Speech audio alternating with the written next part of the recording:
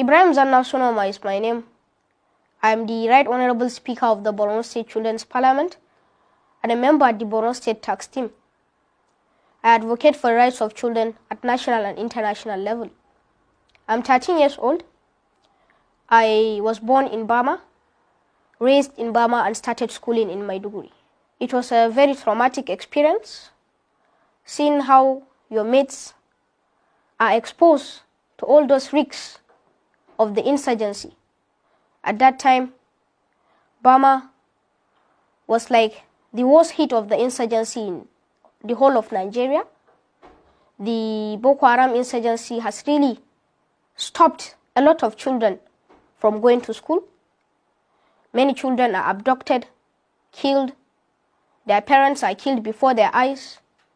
Some even got recruited into the perpetrators' false cause, and thus have their dreams shattered and are left with the traumas that will haunt them for their entire lives. Many people ran away, scared of the insurgency. Many children are now psychologically and mentally not ill, but rather they have seen their parents being killed in front of their eyes. It's a very serious matter, and these children, if action is not taken, believe me, they will end up being the Frankenstein monsters that will consume all of us. I can say that government have tried, but for me, the action I think that should be taken is these children should have rehabilitation centers whereby they would teach them how to overcome these traumas and then enroll them into schools, because this will divert their attention to education. And you know, when a child leaves the trauma of guns and killing, then he diverts his attention to pens and books, then I think that will really help in dwindling the rate of children that are traumatized by the insurgency. The news we kept hearing was there's an attack in this local government area, there's an attack in this school. For example, the 2014 Chibok girls abduction. It was a very serious threat to other schools. And we used to just hear news about insurgency. Boko Haram killing 5,300 and these people, and 42 have been injured. This is the news that kept occurring. So our minds from watching cartoons and all those movies, it was not really fun for us at that time. Because some children that are traumatized by the insurgency, you will see that they like watching, you know, people being killed because they have been abducted. Some are recruited, some have seen what is happening, and they think it's a normal life, and they start to also wreak havoc among society.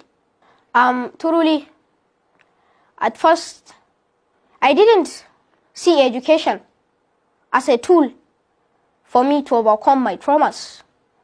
But by time, when I started giving serious attention to education, it's by that time I realized that education, like Malala said, with gun you can kill a terrorist, but with education you can kill terrorism.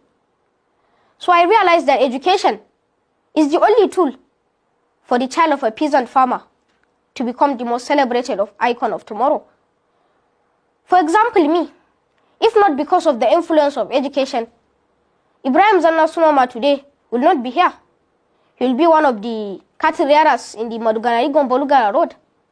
So education has really helped me overcome my trauma, and I believe it's bringing up my dreams of becoming someone who can bring an impact and make change in the society.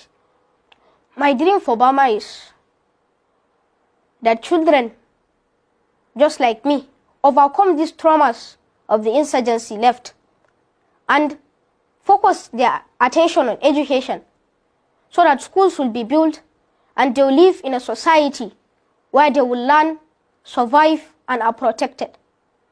And I want to see a Burma whereby every children is happy going to school, not where children are very aggressive to others, children that experience this armed conflict.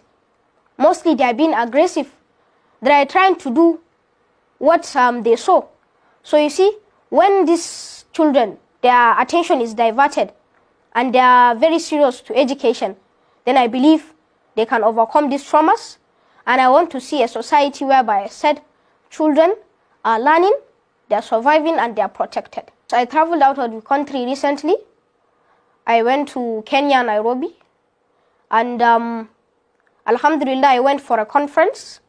I spoke on exactly this issue, this children affected by armed conflict. And when you look at this issue in a wider perspective, it is really telling you that it's not only in your community that these things are very prevalent, but it's almost everywhere across Africa and the world at large. So exposing yourself to other people's problems and views will make you understand a collective action, a collective call to action that you will use to end this war on children.